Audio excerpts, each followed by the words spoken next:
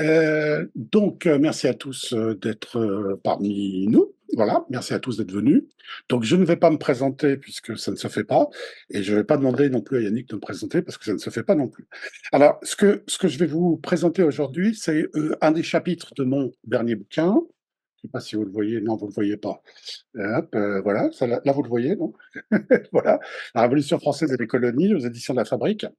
Alors, qui n'est pas un ouvrage, je dirais, d'érudition, qui n'est pas une recherche universitaire classique, mais qui est plutôt une synthèse grand public, moyen public, disons, qui vise à présenter une espèce de synthèse à destination de ce grand ou ce moyen public, des travaux, grosso modo, depuis le bicentenaire, pour dire vite, des travaux à la fois français, mais aussi anglo-saxons, parce qu'il y en a eu beaucoup. Et il y en a eu beaucoup, notamment sur les révolutions coloniales, mais très peu qui faisaient le lien, ou très peu qui font le lien avec la Révolution française, parce que, comme vous le savez tous, il y a une espèce de barrière entre l'historiographie anglo-saxonne et l'historiographie française, pour des raisons qu'on ne va pas développer ici. Mais très souvent, les gens qui travaillent sur la Révolution coloniale ne connaissent pas la Révolution française, et ce qui les amène à dire des choses assez étranges. Et parfois, ceux qui travaillent sur la Révolution française ne connaissent pas les questions coloniales. Mais heureusement, depuis, disons, le bicentenaire, enfin un petit peu avant le bicentenaire, bien sûr, les questions coloniales ont été quand même très largement intégrées dans le récit de la Révolution française, depuis les travaux d'Yves Beynaud, depuis ceux de Florence Gautier, évidemment. Et évidemment, j'ai largement pompé, si j'ose dire, enfin en tout cas utilisé les ouvrages de Florence. Donc il va y avoir des choses que vous avez déjà entendues, parce que Florence les a déjà développées dans ses interventions ou dans ses livres. Donc, mais il y a aussi d'autres choses. Vous verrez par exemple qu'une historienne danoise qui s'appelle Pernille Rög a écrit quelque chose sur les physiocrates qui est assez intéressant, sur les physiocrates et les colonies, qui est assez intéressant pour, pour les éléments qu'elle apporte. Voilà. Donc, ma présentation va sans doute vous apprendre deux, trois bricoles, mais sans doute pas tout. Je vais simplement faire une espèce de synthèse. Alors, je vais un peu mettre de côté la question du colonialisme et l'anticolonialisme des Lumières, donc avant 1789, parce que Éric Ménard intervient sur cette thématique et sur celle de l'esclavage dans l'encyclopédie, notamment à la fin pour la dernière séance du séminaire. Et par conséquent, je ne vais pas trop m'étendre là-dessus. Je dirais simplement un mot, enfin, je développerai un tout petit peu sur les physiocrates, justement, parce que le rapport des physiocrates aux colonies n'est pas très connu.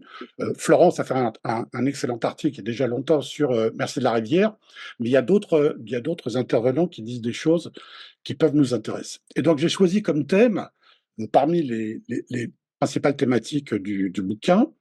Donc le bouquin est en deux parties, enfin oui, en deux parties. Première partie qui est une partie chronologique, où je reviens sur les événements entre 1763 pour dire vite et 1804. Et la deuxième partie est une partie thématique. Et parmi ces chapitres thématiques, j'ai choisi de traiter de la question du lien colonial. Donc je vais expliquer ce que j'entends par là, bien entendu. Donc dans une première partie, je dirai quelques mots des physiocrates, puis après je continuerai sur l'évolution du lien colonial pendant la Révolution. Alors, quand les Français d'aujourd'hui pensent aux anciennes colonies, les images qui leur viennent souvent à l'esprit renvoient plutôt à ce que les historiens appellent le Second Empire colonial, donc qui s'édifie d'abord en Algérie à partir des années 1830, puis en Afrique subsaharienne, et puis par la suite en Indochine. Voilà, parce que très souvent, le grand public ne connaît pas grand-chose au premier empire colonial, qui est très différent du second dans ses structures. En effet, jusqu'au milieu du XVIIIe siècle, les liens entre le roi de France et les espaces coloniaux ne sont pas conçus comme des relations entre une métropole. Le terme d'ailleurs n'est pas très présent avant la Révolution. C'est à partir de la Révolution que le terme de métropole apparaît. Et donc, pas comme des relations entre une métropole et des périphéries qui sont dominées, peuplées d'indigènes, d'autant qu'il n'y a plus d'indigènes quasiment, ou quasiment plus dans les colonies françaises en 1789, puisque les populations premières ont été massacrées ou ont disparu, ou elles se sont métissées. Mais on a des relations entre le roi et les colonies qui sont assez dissemblables d'une colonie à l'autre. Donc le premier empire colonial ressemble beaucoup plus à une mosaïque qu'à un espace pensé globalement par la monarchie ou par les colons d'ailleurs, C'est seulement à partir des années 1750 qu'une espèce de conscience impériale, entre guillemets, émerge et qu'on voit apparaître des réflexions autour justement de ce terme d'empire. Le terme empire colonial français n'est pas utilisé dans la période qui nous occupe. En revanche, le terme d'empire, bien entendu, est utilisé. Hein. Je rappelle que le terme d'empire vient du latin imperium, qui veut dire beaucoup de choses différentes, puisque l'empire, c'est l'autorité, c'est le pouvoir de commander, c'est une domination, c'est une forme de puissance, une forme de souveraineté, et même un régime politique, l'empire des Césars, bien entendu. C'est aussi l'espace dans lequel s'exerce cette domination. Donc, pris dans son sens le plus général, le terme signifiait donc le pouvoir du roi de France de commander sur les territoires qui étaient soumis à son autorité. De ce point de vue, les colonies étaient des parties de l'empire du roi, mais ne constituaient pas l'empire du roi.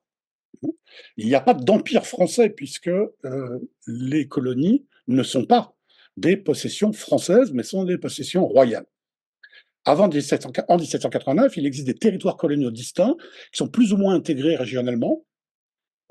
L'intégration est assez avancée dans les Antilles, mais beaucoup moins ailleurs, et qui constitue un empire dont on peut dire qu'il se construit, qu'il se recompose et qu'il se déconstruit dans un même processus complexe et contradictoire d'ailleurs entre 1763 et 1815.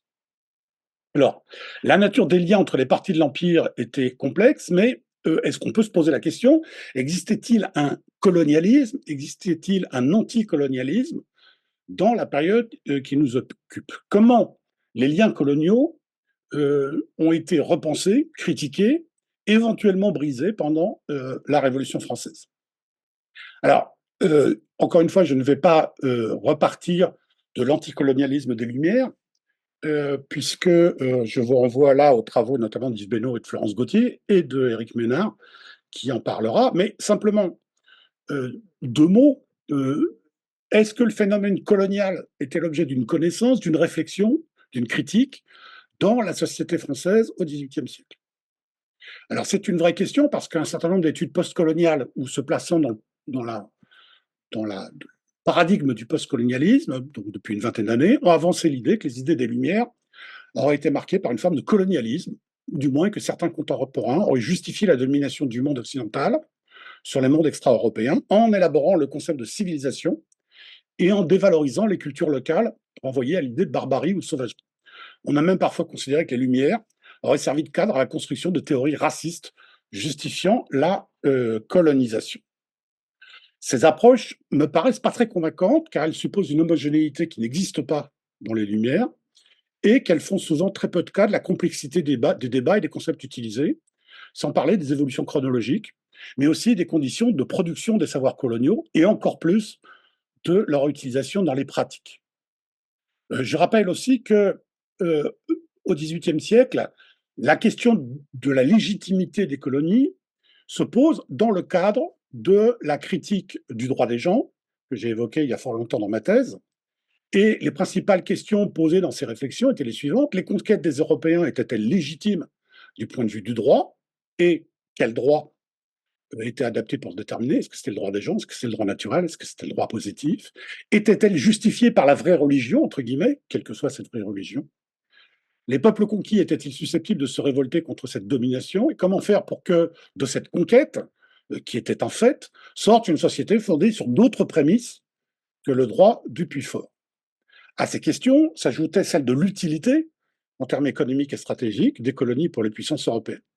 Les sociétés coloniales devaient-elles évoluer vers des formes d'autonomie ou rester dans des liens de dépendance et de domination à l'égard des métropoles? Donc on sait que la question des colonies était abordée par les hommes des Lumières comme un cas particulier de la problématique du droit de conquête. Donc je ne vais pas vous faire tout le développement autour du droit de conquête au XVIIIe siècle. J'ai expliqué tout ça en long et en large dans ma thèse il y a fort longtemps. Mais disons que c'est quelque chose à comprendre. C'est-à-dire que si on cherche dans les textes du XVIIIe siècle des réflexions sur l'indépendance, sur la construction d'États-nations, sur une opposition entre un colonialisme, un bloc colonialiste et un bloc anticolonialiste, on risque fort de ne pas le trouver. Tout simplement parce que ce n'est pas dans ces termes-là que les contemporains posent la question. Ils la posent en termes de droit de conquête notamment. Par ailleurs, l'idée que les Lumières auraient été invariablement imbus de la supériorité de la civilisation occidentale sur les civilisations extra-européennes fait un peu l'économie de toutes les critiques, justement, de la civilisation européenne, entre guillemets. Je prends l'exemple d'Abraham Anquetil du Perron, qui est un voyageur, un linguiste, un érudit, qui défend au contraire la supériorité ou l'égalité, en tout cas, des civilisations extra-européennes, en Amérique, en Asie. Il rejette l'idée de barbarie et l'idée de despotisme qui leur était souvent euh, accolée. Et donc, on a un anti-eurocentrisme chez certains penseurs de la Lumière. Je ne développe pas, bien évidemment. Mais ce qui est important à comprendre, c'est que la critique anticoloniale qui existe ne débouche pas sur un programme d'indépendance au sens actuel du terme, mais sur une perspective de transformation profonde du lien colonial en un lien fédératif fondé sur l'autonomie et sur l'égalité.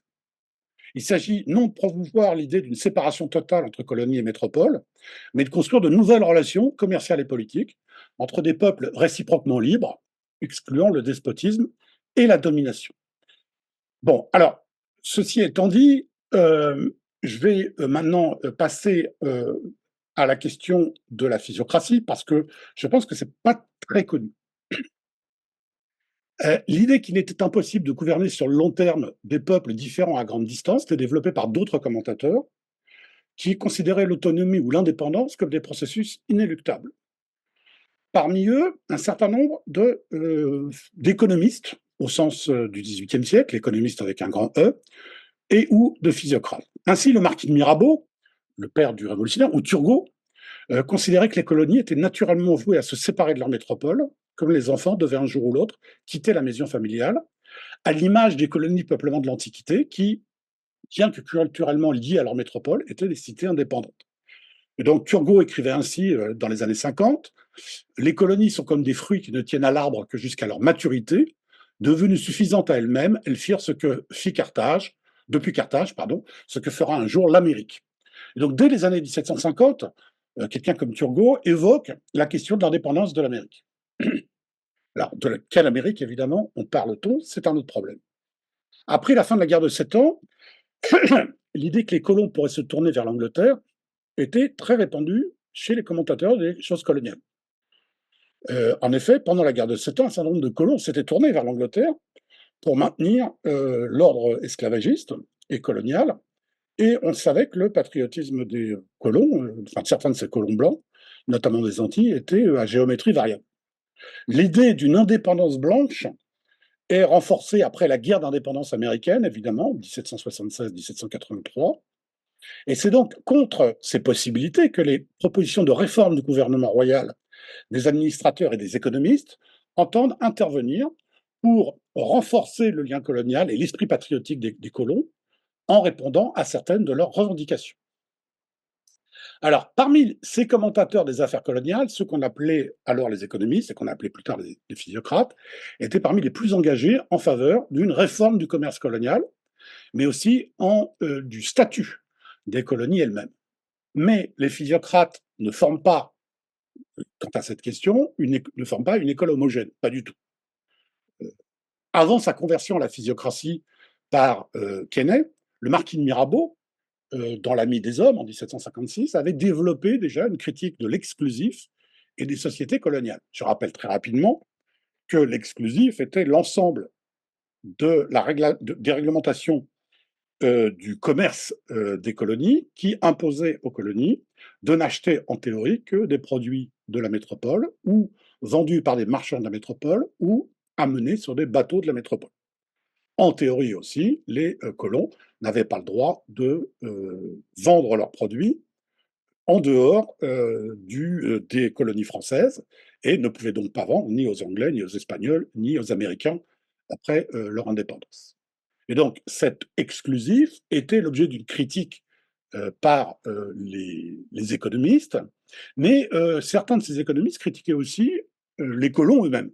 Jean-Antoine de Mirabeau, qui était chevalier de Mirabeau, donc qui était le frère cadet du marquis, qui était l'oncle donc du comte de Mirabeau, était gouverneur de la Guadeloupe dans les années 1750 et avait renseigné le marquis de Mirabeau et lui avait fourni beaucoup d'informations.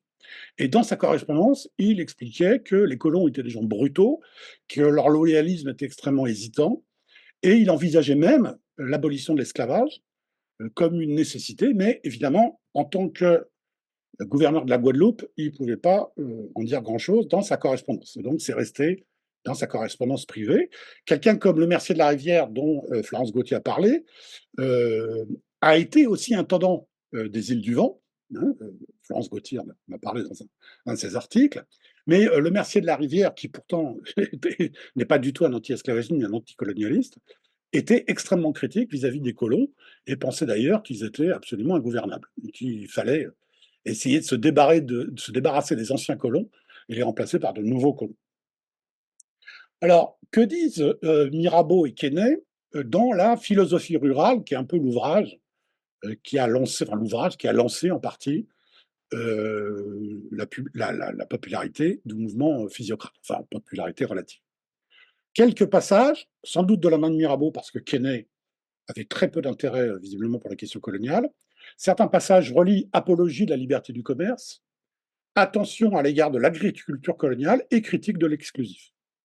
Et donc Mirabeau proposait que l'on cesse de voir les territoires coloniaux comme des espaces soumis à l'intérêt du commerce de la métropole, mais comme des provinces d'outre-mer dont le statut devait se rapprocher des provinces du royaume.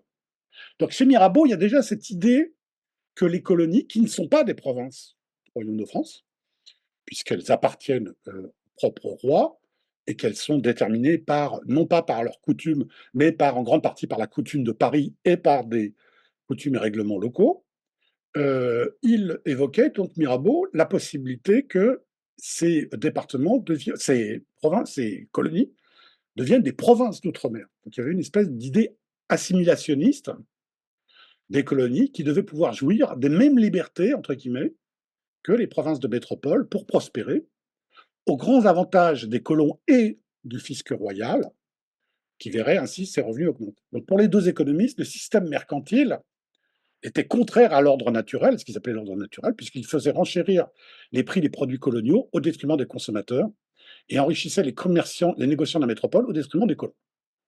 Alors, le Mercier de la Rivière intégra son expérience administrative pour élaborer une conception nouvelle du droit de propriété absolue dans l'ordre essentiel des sociétés politiques, l'ordre naturel et essentiel des sociétés politiques. Là aussi, je vous renvoie à l'article de Florence Gauthier, donc en 1767, l'ordre naturel et essentiel, qui, évoque la manière dont l'expérience coloniale a influencé la conception de la propriété chez le Mercier de la Rivière et donc chez les physiocrates. Alors, dans les années qui ont suivi la guerre de 7 ans, d'autres disciples de Quesnay ont repris leur position en les complétant. C'est le cas notamment de Dupont de Nemours, de l'abbé Roubaud, R-O-U-B-O-U-D, et de l'abbé Baudot, B-A-U-D-E-A-U. Donc, les trois économistes interviennent notamment dans les éphémérides du citoyen et bénéficiaient de la protection de grands personnages comme le maréchal de Broglie. Comme Mirabeau et Quesnay, ils défendaient l'idée du commerce des colonies, l'idée de liberté du commerce des colonies, mais proposaient aussi de transformer le système colonial par la fondation de colonies non esclavagistes. Et donc Baudot propose dès 1766 un projet de colonisation de l'Afrique pour y implanter les cultures coloniales sur la base du travail salarié des indigènes ou de travailleurs importés dans les colonies françaises, mais qui deviendraient progressivement libres. C'est-à-dire que pour Baudot, la colonie esclavagiste telle qu'elle existait dans les Antilles n'était pas un projet d'avenir. Il fallait construire de nouvelles colonies qui seraient sur la base du travail salarié des indigènes, voire du travail salarié et un peu forcé, puisque, comme on le sait, Baudot considérait que les indigènes devaient être sans doute recevoir des incitations pour travailler. La même année, Baudot proposa également un pacte familial entre les Bourbons de France, d'Espagne et de Naples pour créer une compagnie, donc à monopole, enfin pas à monopole, une compagnie de commerce, dont le but serait d'acheter des esclaves en Afrique et en Asie et de les importer en Louisiane pour former une colonie qui se transformerait progressivement en colonie non esclavagiste. L'abbé Roubaud synthétisa les propositions physiocratiques dans un gros ouvrage qui s'appelle Histoire générale de l'Asie, de l'Afrique et de l'Amérique, qui a été publié entre 1771 et 1775, qui défendait aussi l'idée de substitution des colonies esclavagistes par la création de colonies africaines fondées sur le travail non servile, dont l'objet était la civilisation, c'est le terme qu'il utilise, et la régénération de l'Afrique par l'agriculture, le commerce et la fin des guerres coloniales entre puissances européennes. Alors, contrairement à ce qu'écrivent beaucoup de personnes qui se situent dans le paradigme postcolonial, le concept de civilisation n'est pas apparu dans le lien avec les colonies. En effet, je l'ai montré dans mon bouquin La Russie mise en lumière, le concept de civilisation est apparu dans les écrits des physiocrates sur l'arriération de la Russie et aussi dans le débat sur la Pologne. C'est-à-dire que ce n'est qu'à partir des années 1770, 71, 72, qu'on va avoir progressivement apparaître ce terme de civilisation dans les écrits sur les colonies. Jusque-là, le terme civilisé renvoyait, comme chez Voltaire par exemple, à l'idée de transformer quelque chose, un point juridique qui n'était pas civil, qui était politique, en droit civil. Et dans les mêmes années, on va trouver des projets de constitution euh, de colonies de substitution, notamment en Égypte, en Crète et en Grèce. Hein. On sait que Volney a écrit ses voyages en Syrie et en Égypte, notamment pour informer ces réformateurs coloniaux. Le baron de Thoth est aussi un voyageur qui, en 1784, a publié les Mémoires sur les Turcs et les Tartares, dans lesquels il propose une régénération des colonies en créant des colonies sans esclavage en Afrique. Donc les physiocrates ne sont pas du tout des anticolonialistes, bien au contraire, mais certains d'entre eux étaient, pas tous, étaient des partisans d'une autre forme de lien colonial, fondée sur ce qu'ils appelaient la liberté du commerce, sans travail servile, et dans le cadre d'un projet de civilisation des pays arriérés, et d'assimilation des colonies existantes au royaume. Alors, dans ces débats sur la nature et la nécessité, sur la nature des colonies, sur la nécessité des réformes coloniales, les colons se sont emparés de certains arguments avancés par les physiocrates, mais en fonction de leurs intérêts. Il est faux de dire que les colons étaient physiocrates. Simplement, ils piochaient dans ce qui avait été écrit sur la question et en fonction de leurs propres intérêts. Bien évidemment, aucun d'entre eux ne défendait une abolition de l'esclavage, même très progressive, et ils n'approuvaient pas plus d'ailleurs les projets de transplantation des cultures coloniales en Afrique qui auraient pu les concurrencer. En revanche, l'idée de la liberté du commerce avec les colonies des puissances européennes coïncidait avec leurs propres revendications. De même, l'idée physiocratique que les colonies devaient être considérées comme des provinces égales, et même supérieures du point de vue commercial d'ailleurs, à celle du royaume, était reprise par les colons. Dans une instruction de Choiseul aux administrateurs coloniaux, Dubuc, qui était un colon de la Martinique, qui dirigeait le bureau des colonies, expliquait que les colons étaient des hommes libres, installés, je cite, sur un sol esclave, puisque les colonies n'étaient pas considérées par le gouvernement comme des provinces du royaume, mais comme des terres de conquête destinées à fournir des produits au commerce français. D'où cette reprise par les colons de l'idée que les colonies devaient jouir des mêmes libertés que les provinces françaises. On voit dans le débat entre 1763 et 1767 sur ce qu'on appelle l'exclusif mitigé, mais aussi après 1784, à la suite de la libéralisation limitée du commerce avec les États-Unis. Dubuc publia cette année-là un ouvrage intitulé Le pour et le contre, dans lequel il donnait une nouvelle définition des colonies, qui n'était pas selon lui des créations de la métropole, mais des nœuds de commerce, je le cite, et la somme de leur production agricole. Or, disait Dubuc, c'était les esclaves qui étaient les créateurs du produit agricole. Mais comme ceci avait été introduit par les marchands de différentes nations et que les colons eux-mêmes avaient créé les colonies, elles n'étaient donc pas des propriétés de la métropole et encore moins des fermes des commerces, toujours entre guillemets, des négociants des ports de l'Atlantique. Dubuc admettait pourtant que les colonies pouvaient et devaient être utiles au commerce du royaume, mais seulement si celui-ci abolissait les restrictions au commerce des colonies elles-mêmes. En bref, si la prospérité des colonies pouvait profiter à la métropole, il n'y voyait pas d'objection, mais la nature des colonies n'était pas d'être les vaches à lait du commerce métropolitain. D'autres hommes de lettres, comme Hilliard d'Auberteuil en 1785 et Pierre Ulrich Dubuisson, reprirent les arguments de Dubuc. Dubuisson notamment rappelait que les colonies étaient des provinces du royaume, comme la Normandie ou la Bretagne. En tout cas, c'est ce qu'il voulait. Et le premier, Lauberteuil, expliquait que les colons s'étaient donnés au roi de France, et donc que Saint-Domingue n'avait pas été conquise par le roi, mais avait été fondée par des boucaniers qui s'étaient ensuite librement donnés à la monarchie française, à condition que leur liberté, entre guillemets, soit garantie. Et donc, la variété de ces arguments, je ne peux pas développer, évidemment, je n'ai pas le temps, mais la variété des arguments montre qu'il n'y a pas, entre 1750 et 1789, une idéologie commune, ni à tous les colons, ni aux colons et au gouvernement royal. Mais il y a des idées qui évoluent en fonction du contexte et des débats. Néanmoins, tous défendent une forme d'autonomisme blanc à géométrie variable, et tous refusent le lien de sujétion coloniale tel que l'envisageaient les négociants et les administrateurs du roi.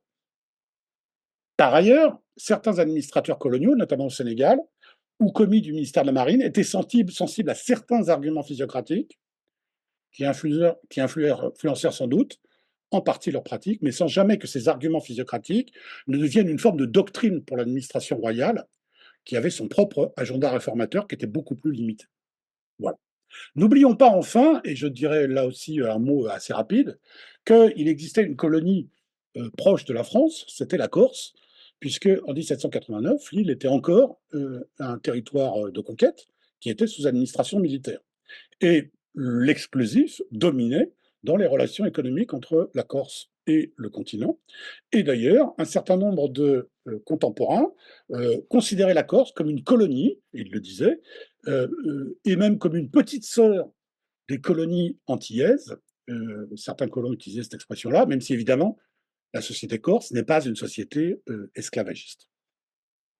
Donc, pas de colonialisme global, mais des formes de colonialisme très différents, des pensées coloniales très différentes, et aussi un anticolonialisme qui n'est pas monolithique, mais là-dessus je ne développe pas puisque Éric Ménard va en parler. Je passe à ma deuxième partie, qui s'intitule La recomposition du lien colonial. Et donc, je vais parler des premières années de la Révolution française jusqu'à la fin de la Constituante notamment. Alors, comme vous le savez, les colons de Saint-Domingue n'ont pas pu envoyer de délégués aux États généraux et n'ont pas pu rédiger de cahier de doléances puisqu'ils n'étaient pas issus de provinces du royaume, mais ils ont intrigué, comme vous le savez, pour être admis non seulement au jeu de paume, mais aussi par la suite, ils ont fait campagne pour avoir des délégués. Le marquis de Guy d'Arcy, qui est le délégué de Saint-Domingue, utilise cette métaphore familiale. Les colonies antillaises sont les filles de la métropole et la Corse est leur sœur. Mais, disait-il, les filles étaient supposées un jour ou l'autre quitter la famille.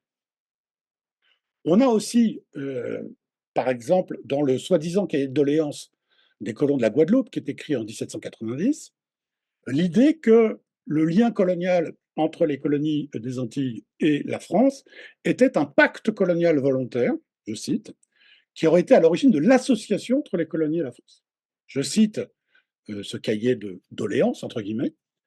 Comme Français, des intérêts généraux et communs nous lient à la France. Comme colons, séparés d'elle par une grande distance, nous avons des intérêts particuliers locaux qui ne peuvent être bien soignés que par nous, au profit même de la mère patrie. Comme Français, nous acceptons la constitution nouvelle que la nation s'est donnée, et évidemment, entre guillemets, on sait que le terme constitution renvoie aussi à la déclaration des droits, ce qui pose quand même un petit problème, fin de la parenthèse, et nous nous mettons sous sa garde puissante de la constitution. Comme colons, nous sommes obligés à faire quelques-uns de ces principes, des exceptions commandées par les lois d'une nécessité impérieuse, et par des différences de localité qui ont toutes les forces de la nature. Donc on voit que dès le départ, les colons, dans leur propagande, unissent la question du lien colonial et la question du maintien de l'esclavage et de la ségrégation raciale, puisque, comme ils disent, nous sommes obligés de faire quelques exceptions aux principes commandés par les lois. Et pourquoi ces exceptions? Eh bien parce que ça découle d'une nécessité impérieuse et des forces de la nature.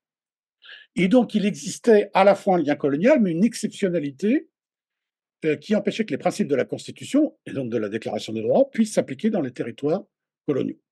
Et donc les colons, quels qu'ils soient, ceux de la Guadeloupe, la Martinique ou de Saint-Domingue, et aussi d'ailleurs ceux des autres colonies, ils revendiquaient une autonomie très étendue au nom de l'importance des colonies pour le commerce de la métropole elle-même, et surtout, ils réclamaient la fin de ce qu'ils appellent les lois prohibitives, c'est-à-dire l'exclusif.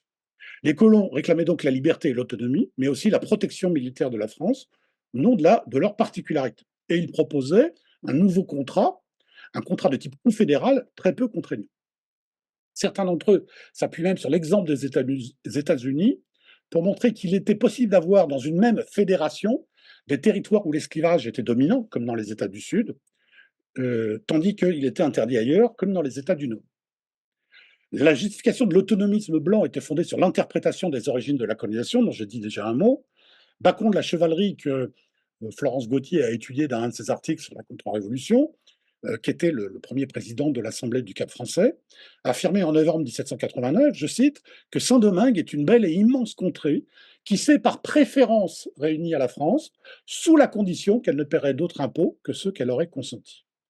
Donc le pacte colonial était le fruit de la volonté des colons et ne découlait donc pas de l'autorité royale. Sans jamais utiliser le terme de souveraineté, les colons prétendaient donc tout de même ne dépendre que d'eux-mêmes. Et la devise proposée par l'Assemblée du Cap français pour la colonie de Saint-Domingue était Saint-Domingue, la loi, le roi, notre union fait notre force. C'est-à-dire que la nation française n'apparaît nulle part. C'était donc signifier que les colons constituaient une nation associée à la France par le médium du roi, ce qui est évidemment transformé la nature du lien colonial antérieur.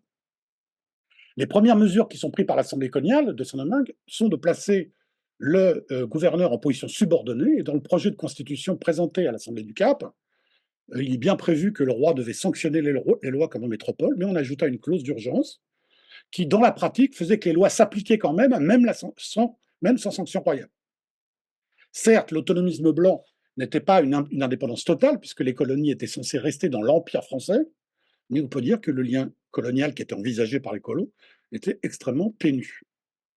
Cela dit, tous les colons blancs ne défendaient pas cet autonomisme extrême. Une partie d'entre eux restaient des loyalistes attachés au roi de France, mais tous souhaitaient un assouplissement et une espèce de type contractuel ou fédéral entre les métropoles et les colonies qui les auraient laissés libres de maintenir le système esclavagiste et ségrégationniste. Alors, qu'en était-il des libres de couleur? Les libres de couleur, je ne reviens pas sur ce que sont les libres de couleur, si vous avez des questions là-dessus, vous pourrez me les poser plus tard. Les libres de couleur avaient essayé avant 1789 d'influencer le ministre de la Marine Castries pour essayer d'obtenir un allègement des contraintes qui pesaient, des interdictions, et de ce qu'on appelle, de ce que l'abbé Cournant a appelé l'aristocratie de l'épiderme, ce que Florence Gauthier a repris dans le titre de son ouvrage. Les libres de couleur étaient souvent beaucoup plus loyalistes que les habitants des colonies, parce qu'ils savaient, enfin les habitants, les propriétaires, puisque c'était le terme sacré, puisqu'ils ne pouvaient rien espérer des grands blancs. En effet, les grands blancs les repoussaient hors de la classe des propriétaires. Ils avaient été empêchés de participer aux assemblées coloniales et subissaient des vexations et des violences. On les écarte. Donc pour les libres de couleur, en tout cas pour la plupart d'entre eux, seule une législation venue de France pouvait améliorer leurs conditions. Ils défendaient donc l'idée d'un nouveau lien colonial très différent de celui des grands blancs, puisque non seulement ils approuvaient l'idée de la souveraineté législative de la métropole sur les colonies, mais évidemment, ils attendaient de cette souveraineté législative qu'elle leur apporte l'égalité de couleur. Pas évidemment l'abolition de l'esclavage, qui n'était pas, pour la plupart des lignes de couleur, un enjeu en 1789, mais l'égalité de couleur ou la fin de la barrière de couleur. Alors, ce qui peut nous étonner, mais ce qui est très compréhensible, c'est que beaucoup de révolutionnaires, beaucoup de patriotes parisiens, voyaient dans les revendications autonomistes blanches, finalement, des revendications un peu de même type que celles qu'ils formulaient eux-mêmes quand ils demandaient des formes de représentation locale, départementale, municipale, qui devaient fonder la société nouvelle. Et donc, quand les colons dénonçaient ce qu'ils appelaient le despotisme ministériel, un certain nombre de patriotes voyaient dans cette dénonciation une forme de self-government, une tendance qu'eux-mêmes partageaient. Mais les révolutionnaires qui étaient un peu plus au fait des réalités coloniales, comme certains membres de la Société des Amis des Noirs ou certains membres du Club des Jacobins, n'étaient sans doute pas dupes, car ils savaient bien que l'autonomisme des Grands Blancs avait avant tout pour but de maintenir, voire de renforcer le système esclavagiste et ségrégationniste, même s'il ne s'opposait pas au principe de la redéfinition du lien colonial dans un sens autonomiste. Mais la plupart des patriotes, par exemple Brissot en 89, aurait souhaité une autonomie coloniale encadrée, qui laissa la possibilité pour la métropole d'intervenir pour impulser des réformes du système colonial qu'il souhaitait. Donc la position des Amis des Noirs, et ça Florence Gauthier l'a bien montré, n'a jamais été anticolonialiste. Excusez-moi. Les Amis des Noirs défendaient, comme on le sait, l'abolition de la traite et une forme de gradualisme, mais ils n'étaient pas anticolonistes. Ils étaient favorables à une réforme du pacte colonial dans un sens libéral et inspirés par les physiocrates. Ainsi, dans son grand discours aux Jacobins de mars 90, Mirabeau, le comte de Mirabeau, évoque lui aussi la possibilité d'un développement de l'Afrique par l'agriculture et le commerce et reprend l'idée et les débats autour de la nature des colonies, fermes de commerce, provinces ou colonies créées par les colons eux-mêmes. Quelqu'un comme Lantenas, qui était le futur ami de Thomas Paine, qui était lui aussi membre de la Société des Amis des Noirs, faisait l'éloge de la colonie libre de Sierra Leone qui avait été organisée par l'Angleterre. Clavière, 91, utilise aussi cette idée d'un empire libéral, entre guillemets, dans lequel les colonies ne seraient pas considérées comme des enfants de la mère patrie, mais comme des parties de l'Empire français qui pourraient prospérer avec lui et comme lui. Bon, évidemment, parmi les révolutionnaires, il existe des voix critiques. Critiques de la légitimité des colonies. Alors, il est difficile de savoir quelle continuité il peut y avoir entre la critique anticoloniale d'un Diderot, d'un Pechméja ou de Montesquieu, par exemple, et ces voix qui s'expriment dès 1789. Mais on sait que Grégoire, par exemple, dans son mémoire en faveur des sans-mêlés, affirme ses doutes sur la question de la légitimité de la colonie. Et d'ailleurs, il envisage leur séparation de la métropole du fait d'une indépendance blanche ou d'une scission des gens de couleur, il utilise le terme scission, ou même d'une révolte des nègres.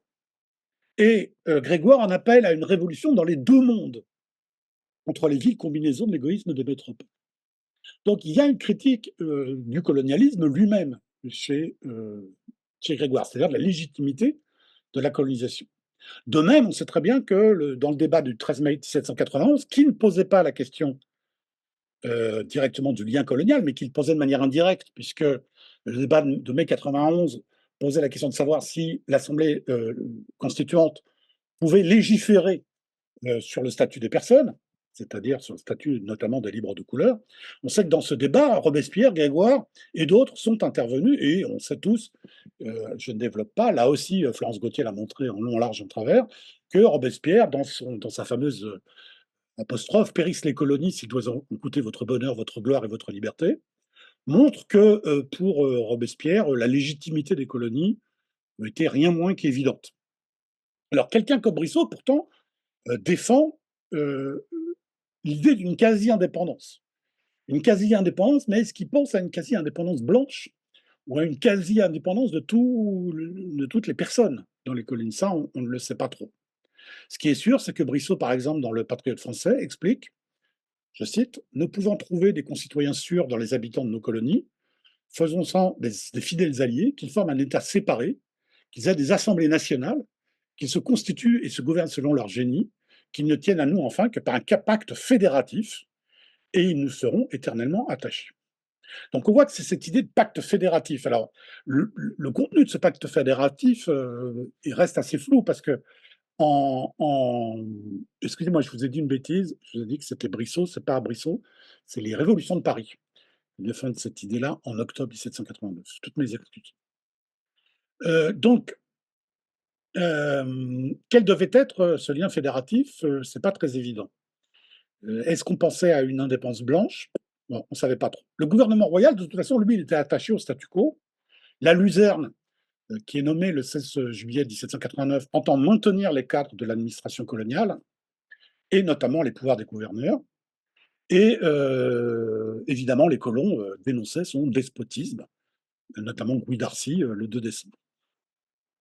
Dans les colonies elles-mêmes, les gouverneurs ont tenté tant bien que mal de faire respecter l'exclusif, de réprimer la contrebande, mais évidemment, très vite, ces gouverneurs vont être dépassés parce que les colons blancs vont mettre en place des assemblées centrales, comme celle de Saint-Marc, qui est très autonomiste, et celle du Cap français, qui est plus conciliante à l'égard du gouverneur, mais malgré tout, le système impérial, c'est-à-dire le système qui s'appuyait sur un gouverneur et un intendant, et toute une série d'officiers du roi, ce système explose dans la quasi-totalité des colonies. Même si parfois les gouverneurs simplement changent de nom, mais c'est rare. En général, l'administration royale saute, comme d'ailleurs l'administration royale a sauté dans les provinces. Alors, l'Assemblée constituante, qui est entraînée par Barnave, va soutenir l'Assemblée du Cap français, contre celle de Saint-Marc, parce que l'Assemblée du Cap français était totalement loyaliste. À partir du moment où le 12 octobre 1790, on déclare l'Assemblée de Saint-Marc illégale, s'ouvre une période où les autonomistes mettent un peu une sourdine à leurs revendications, d'autant que le nouveau ministre de la Marine qui succède à la luzerne, qui est Bertrand de Molleville, leur est acquis, à ce point que Molleville est celui qui bloqua l'envoi du décret du 15 mai sur les livres de couleur aux colonies, décret dont vous savez qu'il a été aboli en septembre 91.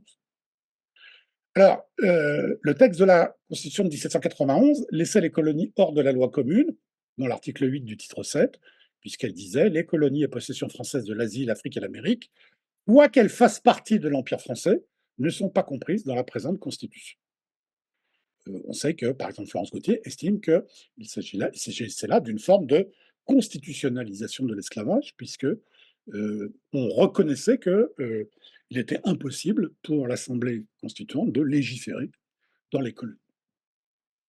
Alors, en Corse, et là je vais aller très très vite, la Révolution est accueillie avec enthousiasme.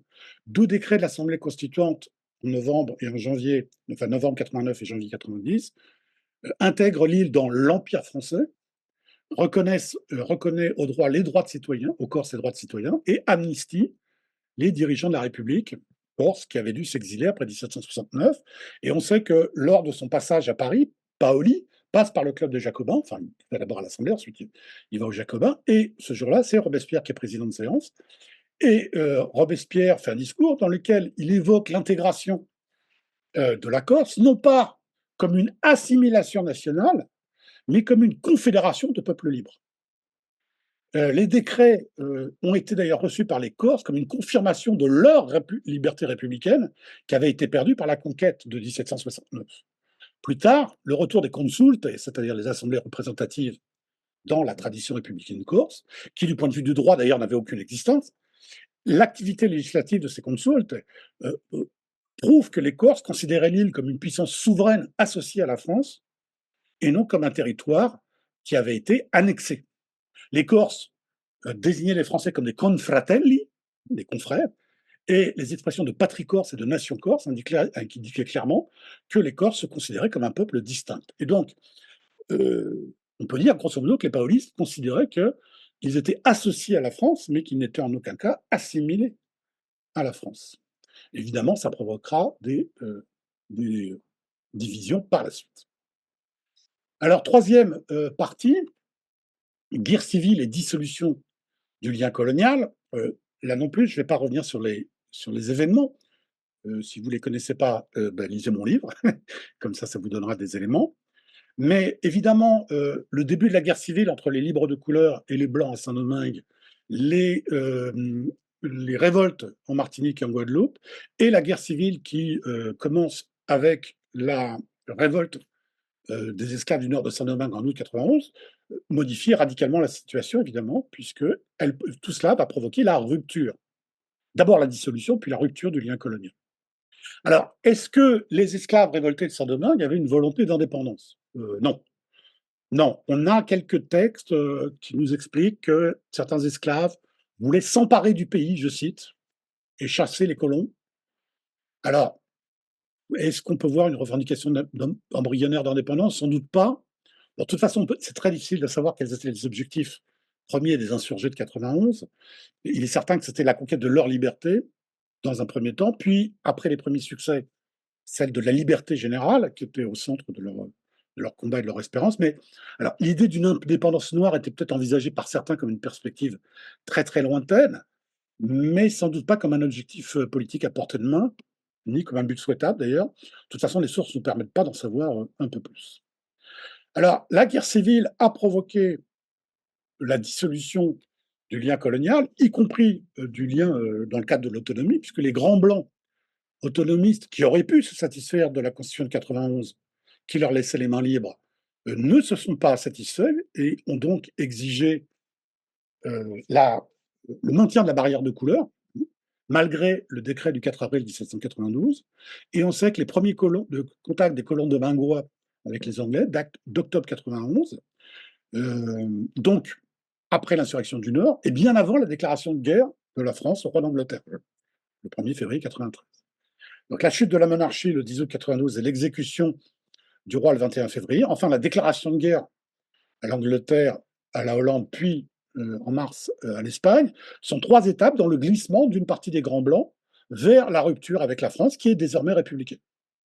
Alors certains empruntent cette route par fidélité à la monarchie ou au roi défunt, ou par haine de la révolution de ses principes. D'autres cherchaient avant tout à préserver le système esclavagiste en choisissant de se donner à un autre maître susceptible de défendre l'esclavage à l'échelle régionale. D'ailleurs, les deux démarches ne s'opposent pas. Et dès février 93, les représentants des colons, dirigés par Malouet pour Saint-Domingue, de Kurt pour la Guadeloupe et Dubuc pour la Martinique, pas le Dubuc dont je vous ai parlé tout à l'heure, mais son fils, invitèrent l'Angleterre à occuper les colonies par le traité de Whitehall.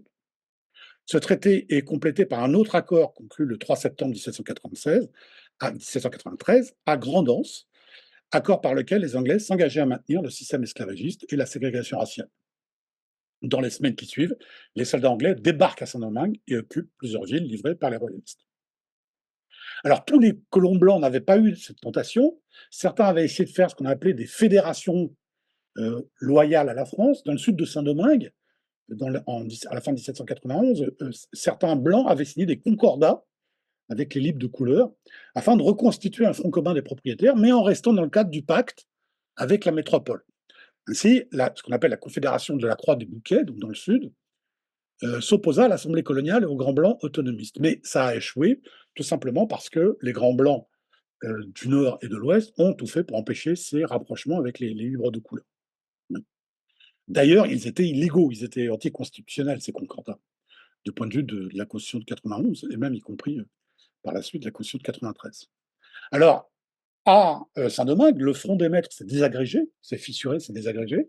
En revanche, à la Martinique et à la Guadeloupe, euh, le parti de Saint-Pierre, c'est-à-dire le parti des patriotes blancs du Nord, et le parti des Grands Blancs, qui était le parti de la noblesse, se sont rapprochés et ont constitué un front commun pour éviter une situation de guerre civile comme à Saint-Domingue. Et donc, en Guadeloupe et en Martinique, le lien colonial a été rompu, non pas parce que le front des propriétaires a été brisé, mais au contraire parce qu'il a été maintenu. Le front des propriétaires a été maintenu, il s'est renforcé, et ils ont rompu le lien colonial en se tournant vers les Anglais. Et donc, en Martinique et en Guadeloupe, mais comme à Saint-Domingue, les colons avaient rompu le lien colonial pour préserver le système esclavagiste et même la barrière de couleur. De leur côté, la plupart des libres de couleur, pas tous, mais la plupart des libres de couleur, étaient restés majoritairement attachés à la France. De toute façon, ils ne pouvaient compter que sur l'Assemblée législative qui avait voté le décret du 4 avril 92. Alors, en métropole, l'insurrection des esclaves n'a pas remis en question la nécessité du lien colonial, sauf chez quelques démocrates avancés que Yves Benoît avait déjà évoqués, notamment Marat, ou certains rédacteurs des Révolutions de Paris. Marat ouvrait une nouvelle perspective, c'était l'alliance entre les peuples libres. Marat défendait l'idée d'un nouveau lien entre peuple français et peuple des colonies, lien qui aurait exclu la domination coloniale. Les Révolutions de Paris ont une approche à peu près similaire. Pour certains des articles, la révolte des esclaves de Saint-Domingue était une extension de la Révolution française, et le peuple français devait s'allier aux peuples coloniaux contre leurs oppresseurs. Donc pas de revendication d'indépendance formelle, mais une volonté d'association entre peuples libres contre leurs tyrans. C'est-à-dire que Marat et les Révolutions de Paris, et une partie des patriotes, bien sûr, sans doute, considéraient que les esclaves révoltés étaient les frères des révolutionnaires français et non les colons blancs qui prétendaient être patriotes. C'est ce que dit Marat d'ailleurs. On peut penser que Marat et la Révolution de Paris n'étaient pas les seuls. En 1792, 7 novembre, à la Convention, un député anonyme évoque l'idée d'indépendance des colonies. Les Révolutions de Paris en discutent dans le numéro du 10 novembre 92. Selon le rédacteur de l'article, qui n'a pas été identifié, qui pourrait être Chaumette, mais on ne sait pas, il ne saurait être question d'abandonner les colonies dans le contexte de la guerre civile, mais c'est aussitôt pour ajouter que peut-être l'époque n'est pas éloignée, où la République française, abandonnant les colonies à leur propre destinée, ne leur sera plus attachée que par un lien fédératif, et c'est peut-être tout ce que nous pouvons prétendre à d'aussi grande distance. L'idée d'indépendance n'était donc pas totalement absente des esprits, mais elle est toujours pensée comme une transformation du lien de domination coloniale en un lien fédératif entre peuples libres. On sait également, et je me dépêche un petit peu pour pas être trop long, que, comme l'a expliqué Florence Gautier, la Constitution de 1793 ne pose pas la question des colonies. Et on sait également que lors de l'abolition de l'esclavage, le 16 Pluviôse en deux, la délégation de Saint-Domingue a avancé l'idée d'une association entre peuples libres et non pas d'une assimilation des colonies au département français. Hein. Euh, le fameux drapeau de l'épiderme dont a parlé Florence Gautier, notamment, hein, drapeau tricolore, noir, blanc et rouge, qui symbolisait les noirs, les blancs et les mulâtres, portait une devise, l'union fait la force, bien entendu, mais, et là je cite Florence Gautier, le pacte proposé par Dufay, le député de Saint-Domingue, était un acte d'association proposé sur un pied d'égalité entre deux peuples d'égale dignité. Alors le temps file et je n'ai pas le temps de développer beaucoup. Simplement rappelons que après Thermidor, Boissy d'Anglas, dans son discours du 4 août 1795 définissant les principes de la constitution thermidorienne et directoriale en matière coloniale, réaffirma la nécessité économique des colonies. La force d'une nation se mesurait à la richesse et à sa capacité à dominer les sources des échanges. Et donc, on devait conserver les colonies pour rester une puissance mondiale. Et Boissy d'Anglas justifiait le maintien d'une forme de lien colonial inégal dans l'idée d'infériorité des peuples du Sud, car, je cite, pour qu'un peuple puisse être indépendant, il faut qu'il sache se suffire à lui-même. Or, les colonies étaient peuplées d'hommes amollis par l'influence d'une température constante et douce, qui, loin d'aspirer à la liberté dont la conservation comme la conquête leur coûterait trop d'efforts, s'endorment au sein de l'opulence et des plaisirs qu'elle leur procure. Donc, incapables de se gouverner, les peuples des colonies devaient borner leurs vœux, je cite, à être sagement et paisiblement gouvernés par des hommes humains et justes, ennemis de la tyrannie. Bon, comme c'était un peu difficile de présenter les peuples des colonies comme incapables de conquérir leur liberté, parce qu'ils l'avaient fait, donc Boissy distinguait l'idée de liberté personnelle de celle de liberté politique. Donc, pour lui, le but des révoltés, à Saint-Domingue comme ailleurs, n'avait pas été l'indépendance politique, mais la liberté physique, et celle-ci acquise, ils étaient retombés dans leur apathie. Donc, selon Boissy, l'indépendance des colonies et la liberté totale des échanges léseraient le commerce de la France, qui devait d'ailleurs conserver une forme d'échange inégal pour prospérer. Il fallait donc que les colonies restassent soumises, s'il utilise le terme, et que les liens coloniaux soient certains et resserrés. Et donc, Boissy proposait d'assimiler les colonies en les intégrant à la République, tout en conservant la possibilité, je cite, d'établir des lois particulières susceptibles de les rattacher de plus en plus au centre commun. Il était donc hors de question d'accepter des assemblées législatives délibérantes. Au niveau local, les colonies devaient être administrées par un seul centre législatif, celui de la métropole. Et donc, c'est la raison pour laquelle Florence Gautier parle à ce sujet d'une théorie nouvelle du colonialisme assimilationniste. Alors c'est vrai qu'elle est en partie nouvelle, mais en partie seulement parce qu'en en fait, on retrouve beaucoup d'éléments des projets physiocratiques pardon, d'avant la Révolution dans le discours de Boissy d'Anglas. Et l'historienne danoise Pernille Røgge a mis en avant cette continuité entre la politique assimilationniste de la Convention thermidorienne et du Directoire avec les projets physiocratiques qui visait à transformer les colonies en provinces. Hein, vous vous rappelez.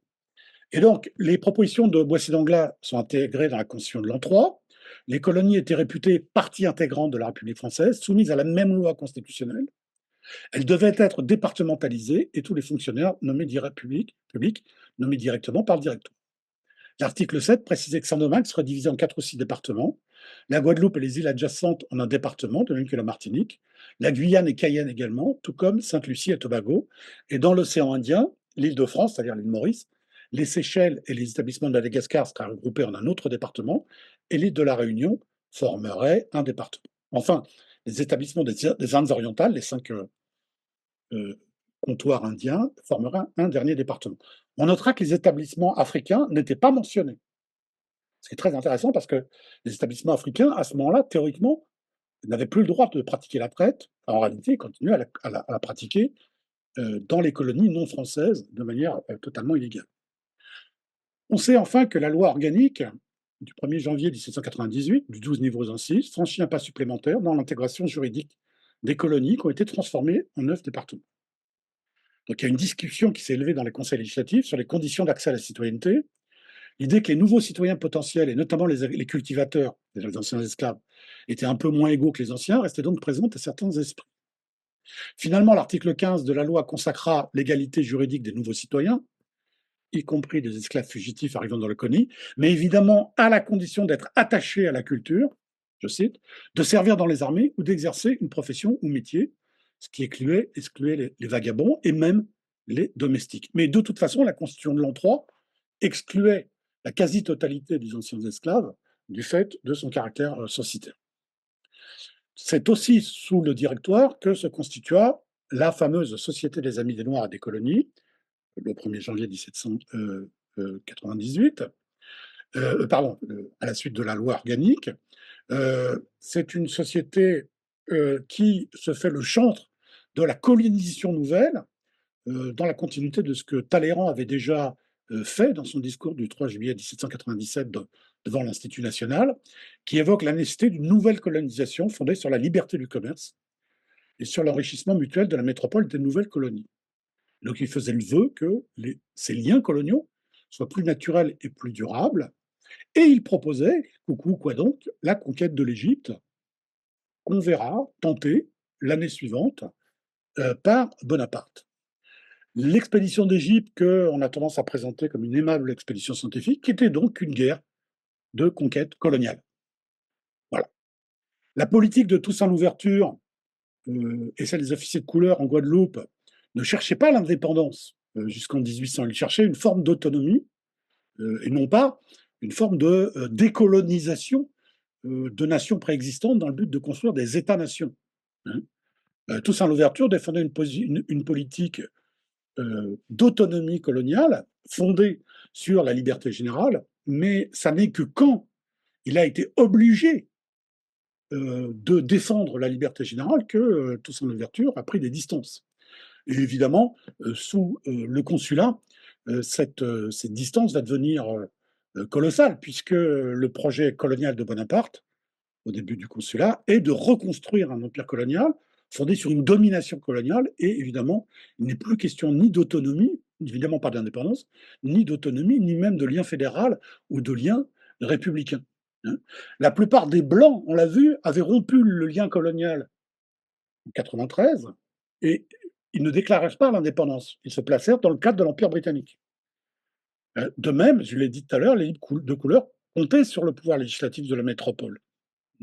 Les esclaves insurgés eux-mêmes ne visaient pas l'indépendance. Ça n'est que lorsque l'expédition Leclerc obligea les ex-insurgés noirs, les troupes noires, troupes bigarrées en réalité, parce que ce n'étaient pas que noirs, troupes bigarrées à s'opposer aux troupes de Leclerc, et donc à combattre pour leur existence, tout simplement, quand ils ont été menacés d'extermination. Ça n'est qu'à ce moment-là que les officiers noirs et les élites noires de Saint-Domingue, ou les élites bigarrées de Saint-Domingue, ont envisagé l'indépendance qu'ils obtiendront et qu'ils proclameront en 1804. Et donc, la tentative de Bonaparte de rétablir un lien colonial rompt radicalement, évidemment, avec le projet émancipateur de l'abolition du cesse pluviose et avec l'idée de liens fédératifs républicains entre peuples libres, mais même avec le projet pédagogique de régénération des colonies, porté sous le Directoire par la Société des Amis des Noirs et des colonies et par les physiocrates, puisqu'ils sont même en retrait de cela, puisqu'il rétablit la traite, comme vous le savez, et vous savez que, par ailleurs, que Bonaparte va prendre toute une série de mesures fondant un ordre racial, puisqu'il interdit les mariages mixtes, etc., etc. Je ne développe pas. Il y a tout un tas d'exemples dans le bouquin. Voilà, bah, écoutez, j'ai essayé d'être complet sans être trop long. Je vais maintenant me taire et attendre vos questions. Tu as évoqué au départ, qui sont les positions qui émanent des post-colonial studies, Oui. tout particulièrement. Tu les as évoquées brièvement, elles parlent des Lumières, mais est-ce que dans ce courant de pensée, il y a des références à la Révolution française Et retrouve-t-on dans ces références une espèce de paradigme on va dire, bah, c'est celui que j'ai en tête moi, mais est-ce que c'est plus compliqué que ça? Est-ce qu'on retrouve ce paradigme d'une révolution française blanche, jacobine, qui est en fait assimilée à la République telle qu'on la voit sous la troisième du nom? Ou est-ce qu'on a dans cette littérature quelque chose de plus affiné que ce qu'on pouvait trouver il y a quelques années, puisque ça se limitait en fait à voir dans la Révolution française une espèce de copier-coller de Ferry, en fait, hein, de ce type de rapport colonial. Hein. Alors, en fait, il faut distinguer 2 choses. C'est-à-dire que les vrais spécialistes des révolutions coloniales, disent pas trop ça quand même. Donc, enfin, ils mettent quand même en avant, l'existence d'un courant, réformateur. Ils mettent en avant l'existence d'un courant, anti-esclavagiste, mais la question du lien colonial est pas très présente, hein. Chez des gens comme David Jagers, comme des gens comme les spécialistes, Caroline Robbins, les spécialistes, disons, de Haïti, mettent pas tellement ça en avant. Donc, ils parlent plutôt effectivement d'une révolution blanche et ils font un peu l'impasse sur la question de la critique, du lien colonial. Alors il y a des exceptions. Philippe Girard, par exemple, dans son bouquin sur 1802, pose un certain nombre, de questions parce qu'il s'intéresse évidemment à la position de Toussaint et des chefs de l'armée noire. C'est-à-dire indépendance, pas indépendance, et cetera, et il voit bien que les chefs de l'armée noire ne revendiquent pas l'indépendance en 1800, en tout cas, et donc il est obligé de se poser la question du lien colonial. Mais chez les gens qui ne sont pas spécialistes des révolutions, de Saint-Domingue ou de Guadeloupe, et cetera, il y a une très, très, très, très, très forte méconnaissance, non seulement des Lumières, mais aussi de la Révolution française dans sa dimension, radicale. C'est-à-dire qu'on va trouver des trucs, sur, la continuité entre le code noir et la Troisième République, sans expliquer, qu'il y a eu un trou au milieu, quoi. J'ai eu cette discussion un peu bizarre avec un intervenant lors d'une présentation que j'ai fait, heu, à Lille, et le monsieur qui m'avait posé cette question me disait: «Mais est-ce que vous voyez pas une continuité entre, la création de la Compagnie des Indes en 1664 et le néocolonialisme d'aujourd'hui?» J'ai dit, que l'État royal de Louis XIV et l'État actuel de la Macronie, c'était quand même 2 choses extrêmement différentes et qu'il était quand même très difficile de voir des espèces de continuités. On peut, vu de Sirius, vu de la Lune, on peut voir des continuités, oui, mais entre 1664 et aujourd'hui, il s'est passé beaucoup d'événements, il y a eu beaucoup d'évolutions et évidemment, la Révolution fait un peu tâche là-dedans parce qu'elle contredit ce récit standard, selon lequel, la convention aurait aboli l'esclavage parce qu'elle ne pouvait pas faire autrement, parce qu'elle aurait été poussée par les esclaves, parce que, on voulait combattre les Anglais, et cetera, les tartes à la crème sur, le fameux discours de Danton, où il dit, «L'Angleterre, dès aujourd'hui, l'Angleterre a perdu», et cetera, et donc on va chercher des choses qu'on retrouvait dans la littérature, jusque encore, il y a relativement peu de temps. C'est quelque chose qu'on va retrouver aussi dans les études postcoloniales, même si en général, ils se risquent pas à rentrer trop dans le détail chronologique. On a quand même cette idée d'une espèce oui, de lumière blanche, alors certes pas aussi «méchante» entre guillemets, que, les colonisateurs du 19e siècle, pas aussi raciste peut-être, mais quand même, on t'explique que, Buffon et Linné ont quand même créé des classifications raciales, qu'il y a une pensée raciale, bon, sans expliquer évidemment ce que sont les races selon les races et ce que peut être la pensée raciale, au XVIIIe siècle, qui est bon très différente de ce que sont les pensées raciales au XIXe siècle. Donc non, je pense que, hélas, la Révolution française, elle est très inconnue. Alors, Deux Astrid Carton questions. me demande: Oui, «Est-ce qu'il y a des liens d'inspiration ou différences des propositions de Boissy d'Anglas et le statut départementalisé, de l'Algérie?» D'abord, il n'est pas départementalisé au début et en fait, non, pas du tout. Pas du tout. La 3 République ne fait pas référence au Directoire. Ça, on l'avait déjà évoqué avec Yannick dans notre bouquin sur le Directoire. Il y a pas de lien. Donc, on va faire référence à d'autres visions de la Révolution française. Mais on ne fait pas de lien avec le discours de Boissy-D'Anglas, on ne fait pas de lien avec la loi de janvier 98 qui crée les départements d'outre-mer. Le lien est fait avec la Deuxième République, avec l'abolition de l'esclavage et la Deuxième République, mais pas avec la Troisième République, ni pas avec la Révolution française. Et certainement pas avec le directoire, non. Ça, c'est Certainement une pas avec le certitude, directoire. hein. Même si on peut retrouver après une sympathie d'aspiration, comme on dit, mais Bien sûr. c'est une construction historiographique, mais les acteurs de la Troisième République ne se réclament évidemment pas Non, du directoire, qui est la période d'année, hein, en quelque sorte. absolument. Des En plus, questions. avant d'autres questions, simplement, je signale pour ceux qui ne le connaissent pas, l'ouvrage de l'historien David Todd, qui a écrit un bouquin qui s'appelle Un empire de velours, qui en fait reprend un peu le truc en 1715 et il l'amène grosso modo jusqu'à la Troisième République, où il montre justement l'évolution des pensées coloniales entre la fin du Premier Empire colonial et la Troisième République. Alors, je ne partage pas toutes ces opinions, mais il y a beaucoup de choses intéressantes, notamment sur la question de l'Algérie. La dimension soft power. Voilà, la dimension soft De- power et commerciale d'une reconstruction d'un empire colonial de velours, comme il le dit. voilà, c'est-à-dire qu'il y a déjà une espèce de squelette, hein, qui existe dans le soft power, qui va permettre à l'Empire de se restructurer de manière assez solide par la suite, quoi. Ouais, exactement. Des questions pour le citoyen? Oui, je vois Jacques qui lève la main. Vas-y, tu as la parole, Jacques. Oui, dans ton livre, à un moment, tu as un sous-titre qui est le suivant, Guerre civile et dissolution du lien colonial. Ouais. Alors, est-ce qu'on pourrait discuter un petit peu de l'utilisation de termes de guerre civile à propos de l'insurrection des esclaves et non pas des termes de révolte, d'insurrection? Alors, je dis ça parce que la revue Pouvoir vient dans son dernier numéro, sortir un numéro qui s'intitule Penser la guerre civile. Il y a de nombreux articles de différents chercheurs, dont un article de Jean-Clément Martin. Et la question donc qui est posée en fait beaucoup dans ce volume de Pouvoir, c'est la question entre la guerre civile et l'État.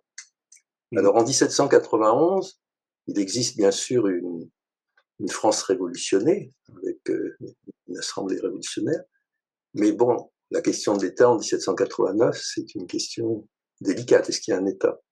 Et la question, donc, c'est est-ce que c'est un terme que tu as utilisé là de manière substitutive à d'autres termes, comme l'insurrection, la révolte, ou est-ce qu'il a une portée conceptuelle particulière du fait qu'on est dans une période en France où la question de l'État est en état de transition?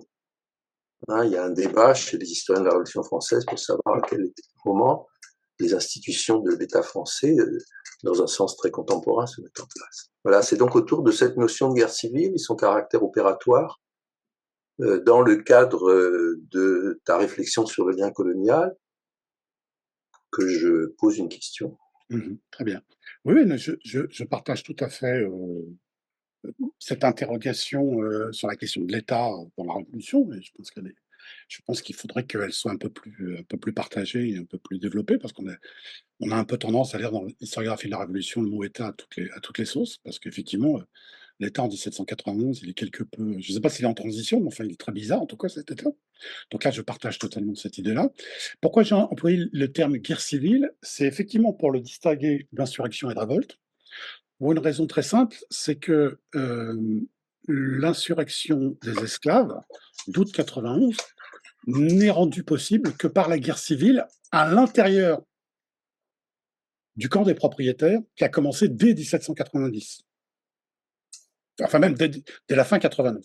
Puisque à Saint-Domingue, la tentative de révolte d'Auger et son supplice lance une véritable guerre civile, dans le nord et dans le sud d'ailleurs, entre des troupes bigarrées, puisque les troupes des assemblées coloniales, de l'Assemblée de Saint-Marc et de l'Assemblée du Cap, sont composées évidemment de blancs, de libres de couleur qui ont rallié le camp des Blancs et d'esclaves qu'on a libérés. Parce que, comme vous le savez, l'émancipation par les armes était une forme d'émancipation très traditionnelle dans les Antilles. Donc quand on avait besoin de troupes, on prenait quelques esclaves de confiance, on les libérait. On les libérait, non, on leur filait un fusil et on leur promettait la liberté après. C'était plutôt ça. Et donc, les libres de couleur, enfin du moins ceux qui le pouvaient et qui étaient suffisamment fortunés, ont fait la même chose. C'est-à-dire qu'en fait, l'insurrection des esclaves arrive dans un moment où il y a déjà une guerre civile. Alors effectivement, j'ai pas utilisé cette expression-là dans ce sens conceptuel, dans le rapport à l'État, mais je pense qu'il y a quand même un rapport indirect, parce que la redéfinition du lien colonial que proposent les autonomistes, les blancs, les indépendantistes aussi, le maintien du lien colonial que proposent les libres de couleur, ça implique des conceptions de l'État qui ne sont pas forcément identiques. C'est-à-dire que les autonomistes blancs restent très attachés à cette idée d'un État royal avec lequel le lien est simplement un lien confédéral extrêmement lâche, tandis que les libres de couleur, eux, entendent défendre un lien plus étroit entre métropole et colonie, pour leurs propres intérêts, évidemment. Donc, voilà pourquoi j'ai utilisé le terme guerre civile, pas au sens conceptuel de guerre civile tel que tu l'as évoqué, mais c'était pour insister sur le fait que c'est à la fois la guerre civile entre blancs et libres de couleur et la révolte des esclaves, et le mélange de tous ces gens-là qui se finissent par se battre les uns les autres et s'entrebattre entre les Anglais, et en plus, après, il y a les troupes qui viennent de métropole, qui se battent contre les esclaves du Sud, mais pas contre ceux du Nord, etc. etc. Donc il y a une situation de chaos et d'anarchie qui ne peut pas relever simplement de l'insurrection, qui relève de la guerre civile, parce que là, on a une dissolution absolue, non seulement de la société esclavagiste, mais du lien avec, avec l'État, enfin, avec ce qui reste de l'État en France. Je ne sais pas si je suis très convaincant, mais Si, tu as été clair, hein. D'autres questions? Oui, c'est très clair. Je vois que Suzanne a levé une petite main, jaune dans un coin de, l'icône. Vas-y Suzanne. Oui, bah, merci, et merci, Marc. Je trouve que, ce qui est, vraiment, bien dans ce dernier, livre, comme, dans ta présentation, et heu, dans,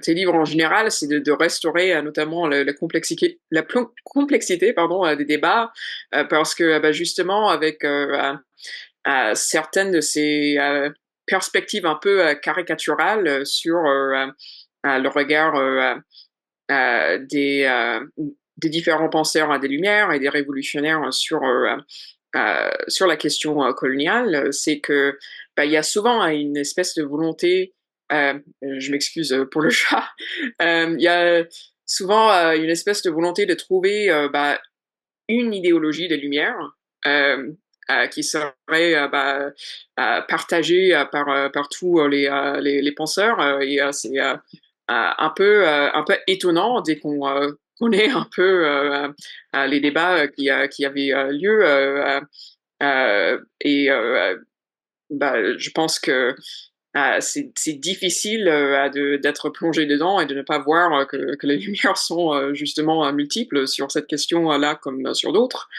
Mais justement, je viens de lire récemment un livre qui vient tout juste de sortir l'année dernière sur la dernière itération de la Compagnie des Indes.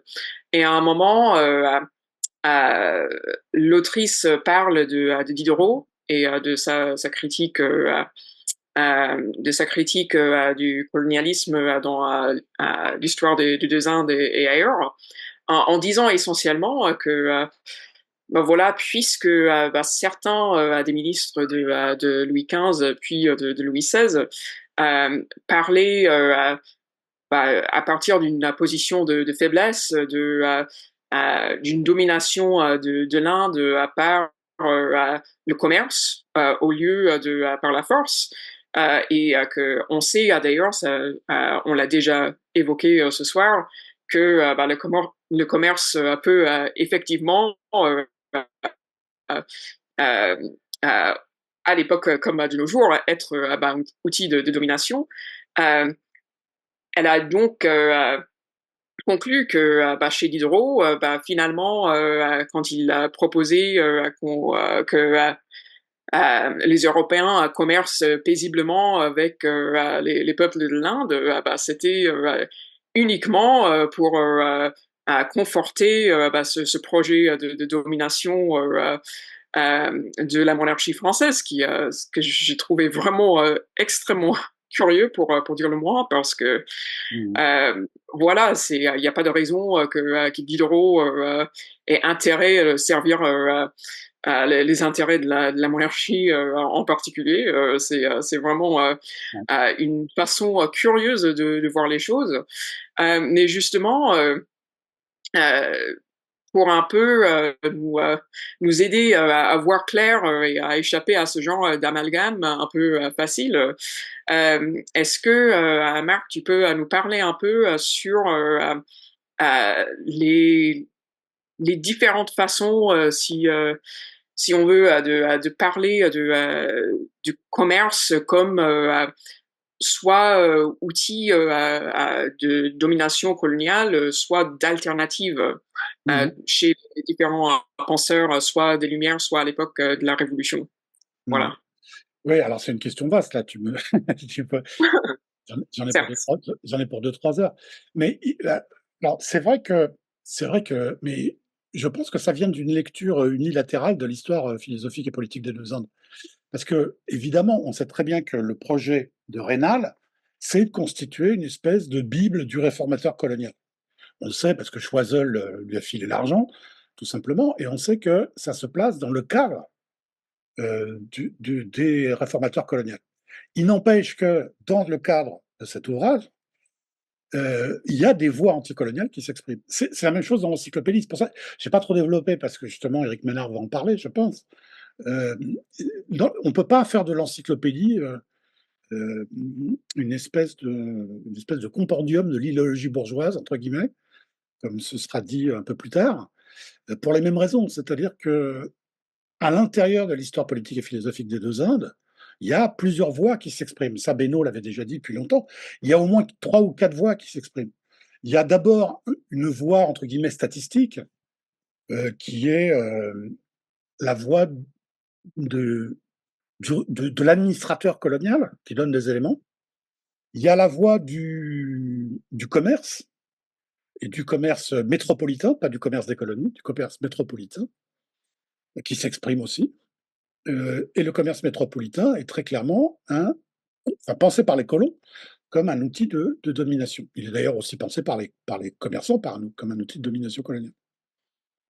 La troisième voie, c'est celle d'un réformateur colonial anti-esclavagiste, c'est-à-dire qui estime que l'esclavagisme, du point de vue à la fois humanitaire, mais aussi du point de vue économique, doit être remplacé par des formes de travail libres, entre guillemets, et surtout salariés.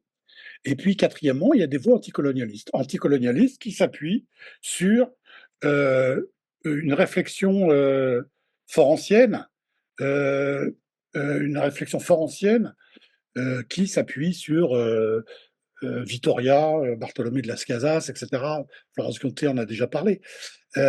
Mais qu'il faut aller chercher, à mon avis, pas dans les ouvrages sur les colonies, mais dans d'autres ouvrages. Par exemple, Vatel, Le droit des gens, pose la question coloniale, mais sans jamais, souvent sans parler de colonie à proprement dit. Mais chez Vatel, par exemple, on a une réflexion sur la question de la légitimité des colonies. Chez les auteurs du droit des gens, on a des réflexions sur la légitimité des colonies. Et je pense que bien souvent, les historiens qui travaillent là-dessus vont un peu voir toujours les mêmes sources. Ils vont voir Raynal, ils vont voir les éphémérides du citoyen, etc., mais ils ne vont pas ailleurs. Or, ailleurs, il y a des réflexions anticoloniales. Voilà, donc, mais je pense qu'il reste beaucoup de travail à faire, en fait, parce que cette question du lien colonial, et même celle de l'esclavage d'ailleurs, mais surtout celle du lien colonial mériterait d'être beaucoup plus travaillée sur des sources extrêmement simples. Par exemple, la presse. Euh, il y a quelques travaux comme ça universitaires, mais il y en a pas des masses. Est-ce qu'il y a des mentions, je ne sais pas. Moi, je sais par exemple que j'ai lu les annales politiques, civiles, littéraires de Linguet, j'en ai lu l'intégralité. Il dit un tas de choses sur les colonies. Alors, il dit des choses assez marrantes d'ailleurs, enfin, si on peut dire. Mais voilà, la multiplicité des voix sur la question coloniale, je trouve qu'elle n'est pas tellement mise en avant.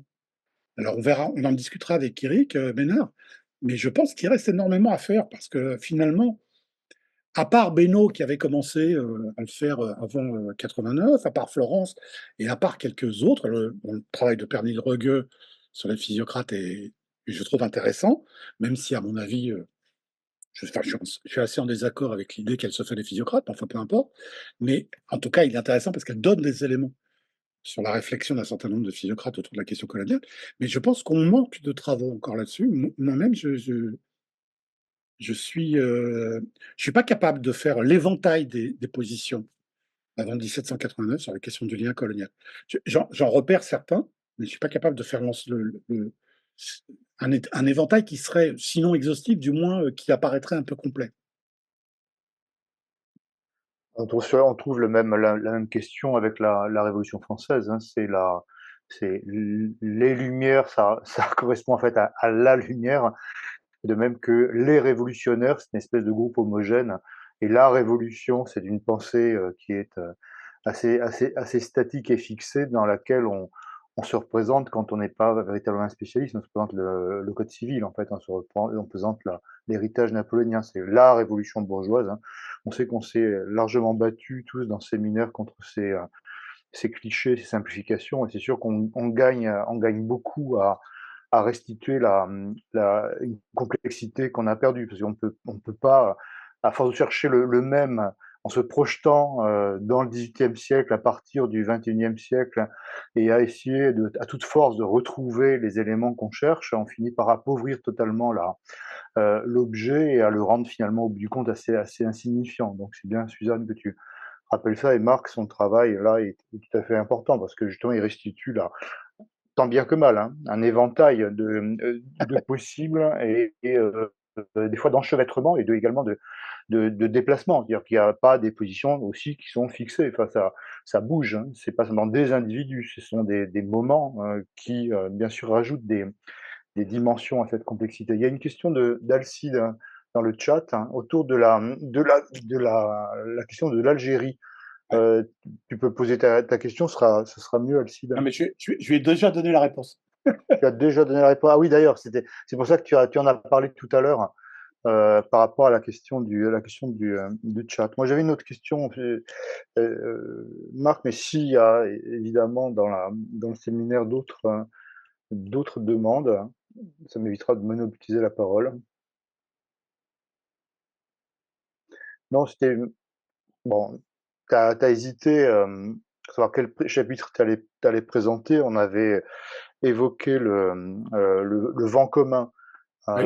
Donc, on a évoqué le travail de Julius Scott, hein, de Common Wind, auquel tu fais un sort, tu as un chapitre entier sur ton bouquin. Ma question était de replacer, alors c'est plutôt la rumeur, c'est plutôt ce qui circule dans l'Atlantique autour de ces questions qui touchent à l'esclavage et au monde colonial. Et la question que je voulais te poser, c'est est-ce que dans ce travail de Julius Scott sur le vent commun, on a dans le flux des circulations la problématique du lien colonial qui est abordée ou pas du tout? Alors, oui, oui, mais je dirais qu'il l'aborde un petit peu en biais, Tu parce la que, en présentes, fait, excuse-moi, pardon, ça fait private joke, présente un peu à tout le monde, hein, oui, oui. Alors, Julius la Scott, nature. c'est un auteur, je ne sais plus s'il est américain ou anglais, enfin, je sais plus, j'ai un trou, vous le vérifierez. Enfin, il a publié une thèse il y a fort longtemps, qui s'appelle The Common Wind, Et le sous-titre, c'est courant dans l'ère Caraïbe ou quelque chose comme ça, au XVIIIe et pendant la Révolution et au-delà. Et en fait, Julius Scott n'a publié sa thèse que très longtemps après, puisqu'elle a été publiée en anglais il y a une dizaine d'années, et elle n'a pas été traduite en français. Et oui, j'ai trouvé que c'était un travail extrêmement important. D'abord parce qu'il permettait de cartographier en quelque sorte la circulation des nouvelles, des rumeurs, et expliquer comment. Enfin, il donne une espèce de schéma, enfin oui, de pattern. Enfin, je ne sais pas si on peut dire un schéma, mais enfin une grille qui permet de comprendre comment la nouvelle par exemple, la rumeur des 3 jours que le roi aurait accordé aux esclaves pour travailler sur leur propre lopin de terre, comment cette rumeur part de Londres, puis arrive aux États-Unis, puis passe en Jamaïque, puis après passe en Martinique. Et donc, il montre comme ça ces circulations, ces circulations de nouvelles et aussi ces circulations de principes. Parce qu'on sait très bien que les esclaves d'août 91 n'avaient pas un exemplaire de la Déclaration des droits dans leur poche. Mais ça faisait 2 ans, quasiment, que toute la société à Saint-Domingue se référait à la Déclaration des droits. Et donc évidemment, les nouvelles circulent des maîtres aux esclaves domestiques, des domestiques aux esclaves de la case. Et Julius Scott donne plusieurs exemples tout à fait intéressants de circulation de ces rumeurs. Alors, en ce qui concerne la question du lien colonial, je dirais qu'il aborde 2 biais parce que, en fait, les Anglais et les Anglo-Américains, évidemment, ont posé depuis fort longtemps la question du lien colonial. Ils l'ont posé dans des termes qui sont assez différents de la manière dont on le pose ici. Je pense que Myriam Isabelle pourra peut-être nous dire un mot d'ailleurs. Déjà sous Cromwell, puis par la suite chez les premiers Whigs, chez Sidney, chez d'autres, il y a le problème de cette question de la domination, et notamment de la domination sur l'Irlande. L'Irlande qui est pensée fondamentalement comme une colonie. Même si le statut du royaume d'Irlande est très, très, très complexe. Mais on peut dire que, grosso modo, les Anglais ont fait de l'Irlande une espèce de laboratoire colonial, qu'après ils ont répandu dans leurs colonies américaines. Et donc, par exemple, la circulation de ces engagés irlandais, les engagés qui sont des gens qui ont été, ceux qui ont été déportés après la conquête de l'Irlande sous Cromwell et ultérieurement lors des autres batailles, et des autres conflits entre l'Irlande et l'Angleterre, tous ces gens-là ont participé à la circulation de la critique du lien entre Angleterre et Irlande. Donc c'est un peu par ce biais-là que Julius Scott l'aborde. Et lui, Julius Scott, parce que c'est un élève, entre guillemets, de Thomson, c'est quelqu'un qui est relativement proche de Peter Linebaugh et de Marcus Rediker, il essaye de mettre en relation cette critique de la domination anglaise sur l'Irlande avec des critiques de la domination coloniale dans les Antilles. Et alors bon, on peut se poser des questions parce que c'est pas évident. Je veux dire, c'est très difficile de savoir comment tout ça a circulé, mais il semble qu'un des éléments de la circulation, c'est tout simplement la circulation des engagés et de ceux qui ont été déportés d'Irlande, et aussi un certain nombre de déportés d'Écosse qui ont été déportés après 1745, après la bataille de Culloden. Donc il existe dans le monde anglo-américain cette critique coloniale, et puis tout simplement, il y a la critique coloniale qui vient de la guerre d'indépendance américaine, qui est une guerre, contre la domination coloniale, pas seulement, mais entre autres, qui est définie certes comme une guerre au point de départ, on le sait, comme une opposition aussi aux taxes, etc. Mais le fond de la Révolution américaine, c'est le refus de la domination coloniale, même si ça ne s'appelle pas domination coloniale dans les textes. Ils emploient d'autres termes. Ils disent c'est le fait qu'on est imposé sans être représenté. Mais le fait d'être imposé sans être représenté, c'est précisément un des éléments de ce pacte colonial, de ce lien colonial. Et donc, je pense que ça a circulé de manière très différente dans le monde anglo-saxon, même si évidemment il y a des porosités, parce qu'il est évident que l'autonomisme blanc dans les années 1780 et au tout début de la Révolution, l'Assemblée de Saint-Marc, par exemple, elle défend son autonomisme en s'appuyant sur l'exemple des colonies américaines. Et donc, mais si tu cherches dans les textes anglais l'expression abat l'empire colonial, tu ne trouveras pas.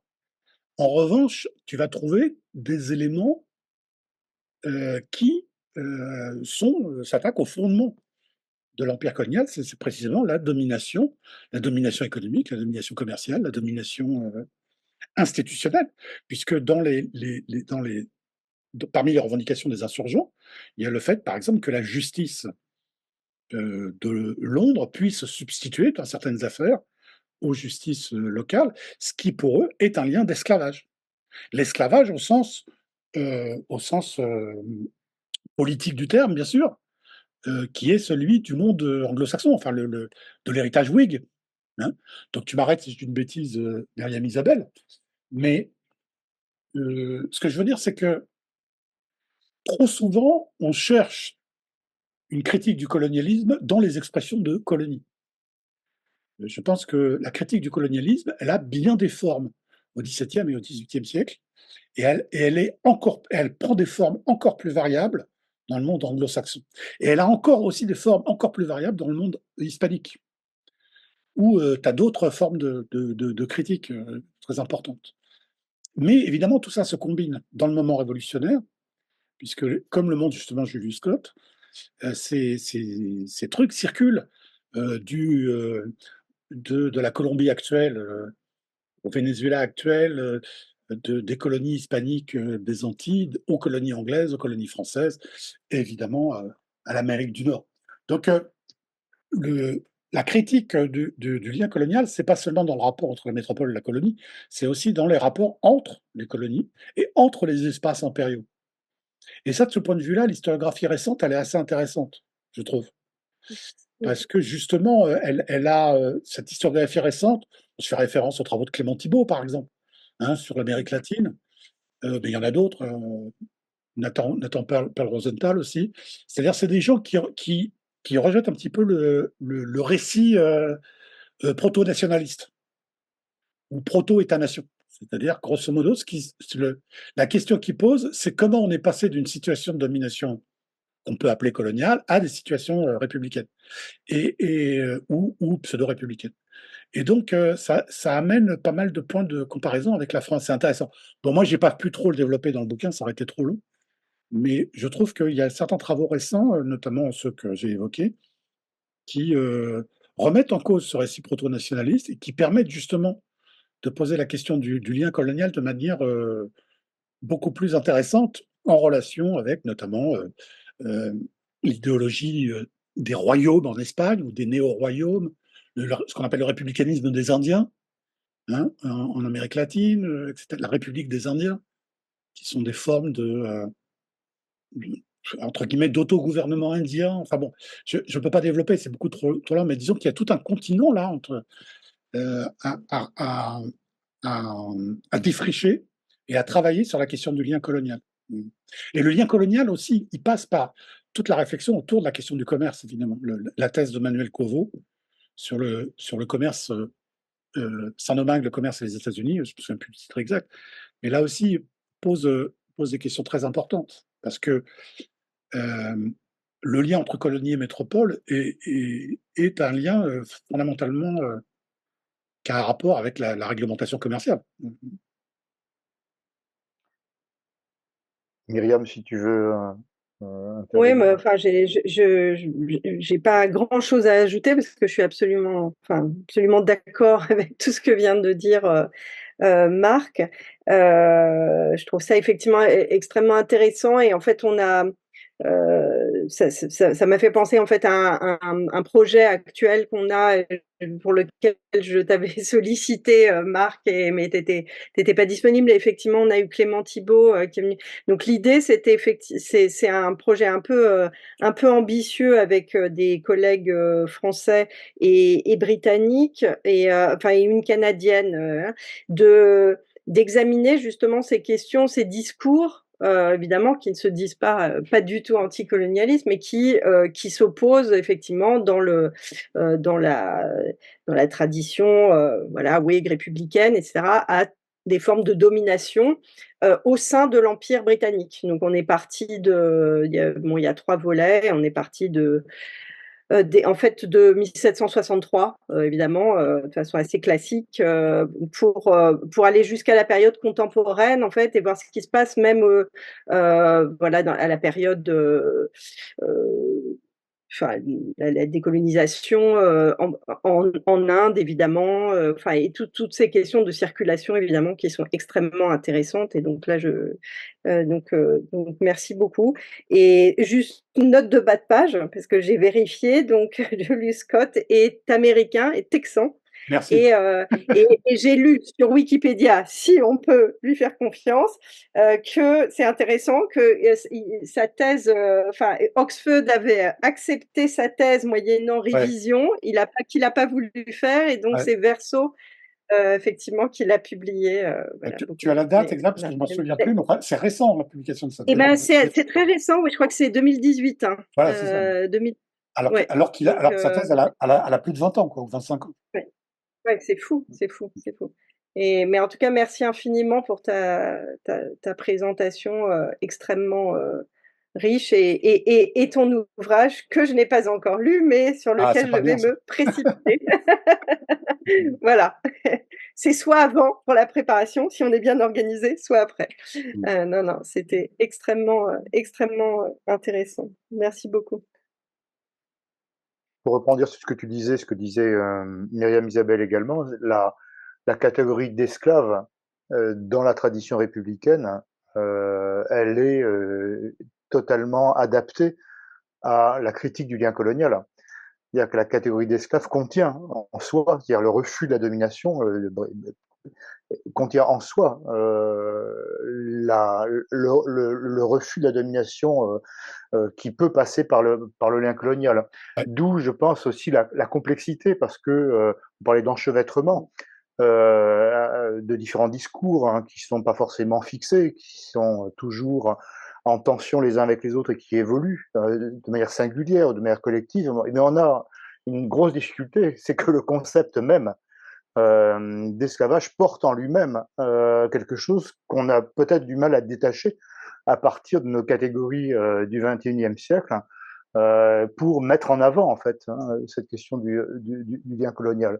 Donc si on cherche l'esclave, peut-être on va aussi trouver enquisté dedans en quelque sorte ou tenu à l'intérieur la problématique du lien colonial. Est-ce que c'est des choses que tu as repérées? J'imagine que tu as évidemment pensé. Est-ce que c'est des choses sur lesquelles l'historiographie, au-delà des travaux qu'on fait ici, nous, l'historiographie s'est penchée ou pas du tout? J'ai pas l'impression qu'elle a beaucoup écumé ça.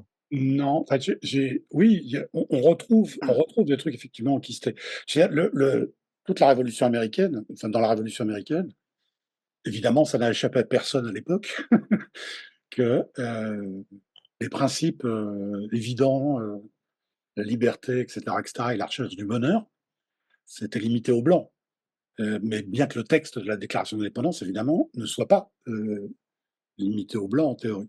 Et donc, évidemment, cette contradiction et cet enquistement, comme tu dis, les contemporains l'ont pensé parce que ils l'ont pensé de manière contradictoire parce que les loyalistes du Nord, par exemple, reprochent aux insurgents d'être des propriétaires d'esclaves et donc de ne pas pouvoir justifier du fait qu'eux seraient esclaves vis-à-vis de la couronne britannique.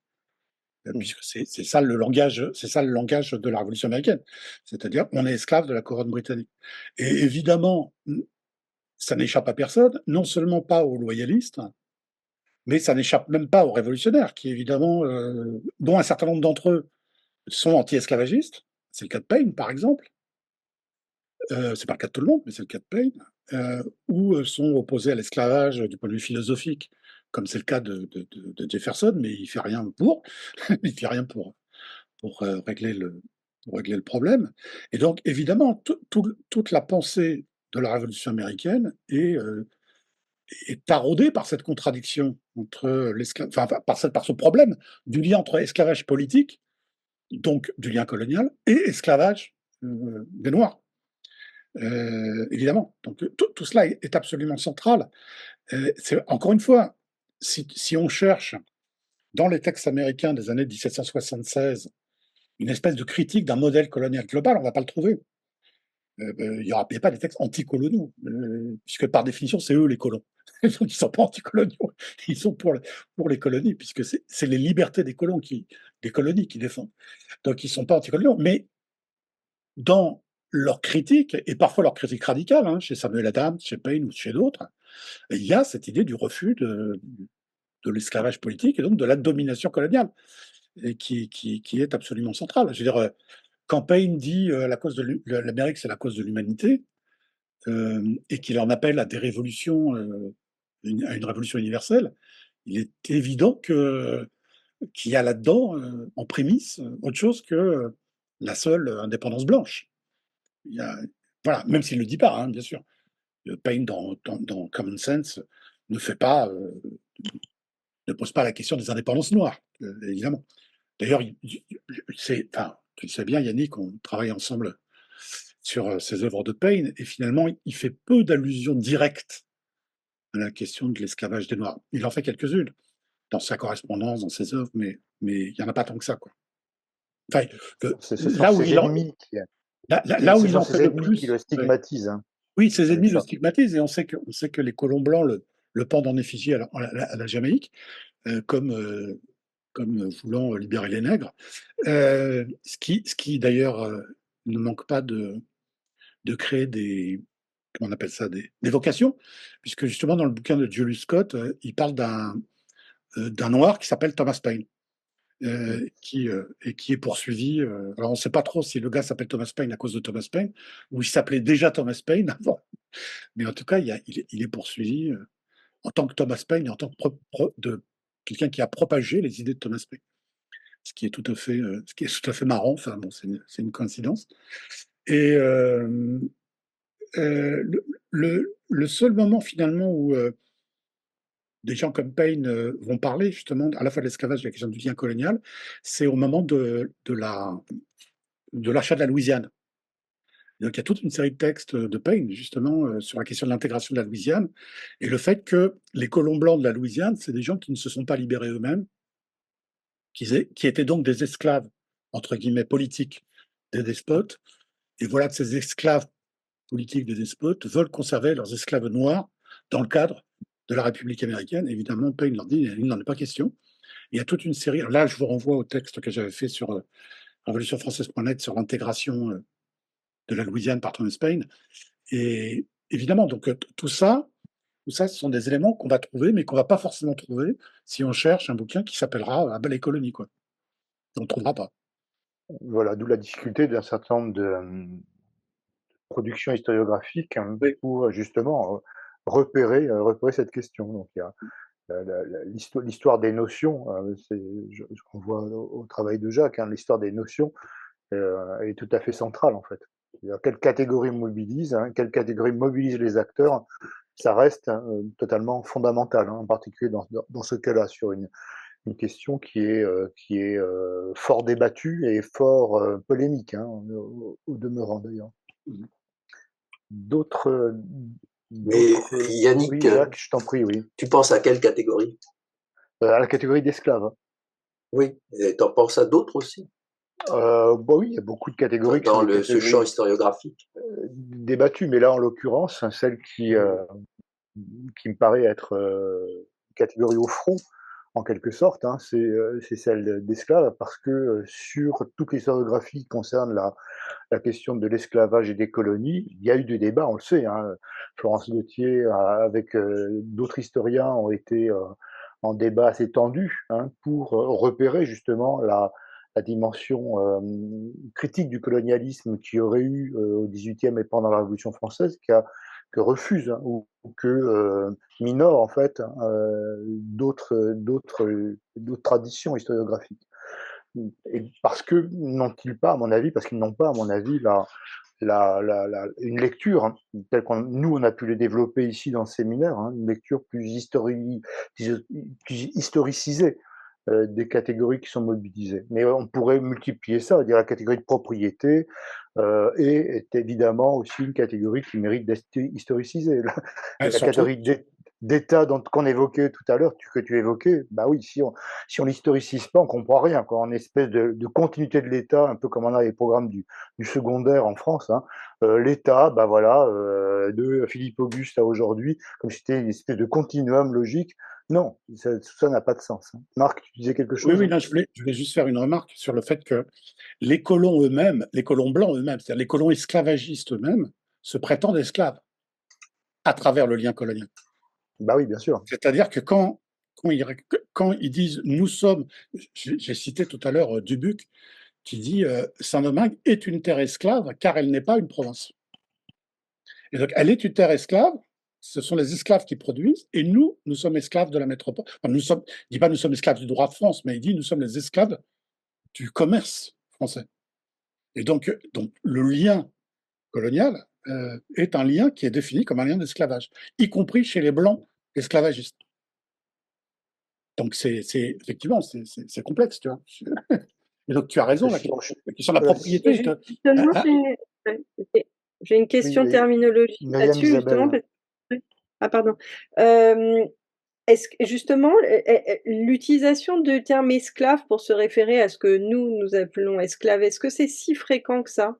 Parce que, dans les sources, britanniques, enfin, on sait, ils parlent de chattel Mmh. ou cargo Oui, ou voilà, et alors, est-ce que justement cette catégorie d'esclaves, qui est alors effectivement dans la tradition, voilà, telle qu'on l'a décrite, républicaine, est faite pour désigner plutôt une domination politique. Est-ce que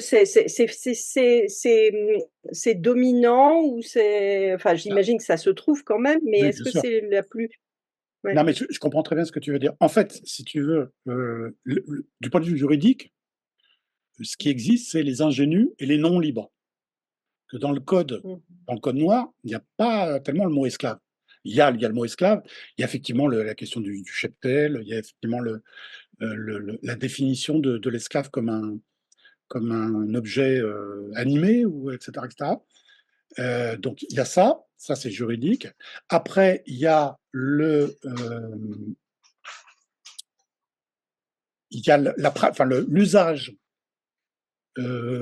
qui s'est progressivement installé, qui met en adéquation le nègre et l'esclave. C'est-à-dire que dans les colonies françaises, le terme non libre va progressivement, pas au début, hein, pas en 1680, mais progressivement, disons qu'en dans les années 1720-1730, c'est un processus qui a achevé. C'est-à-dire que dorénavant, nègre, ça veut dire esclave. Et donc, on va plus trouver dans les textes nègre que esclave. Donc, de ce point de vue, tu as raison. La catégorie d'esclave, alors évidemment, elle est très présente, elle existe, elle est un peu partout, hein, et notamment au moment de la Révolution, parce qu'après, ils appellent un chat, les esclavagistes. Donc, ils parlent des esclaves, ils parlent de leur propriété aussi, cela dit, mais ils disent aussi les esclaves. Mais c'est vrai que le terme de nègre devient synonyme du terme d'esclave, ce qui n'était pas le cas au XVIIe siècle.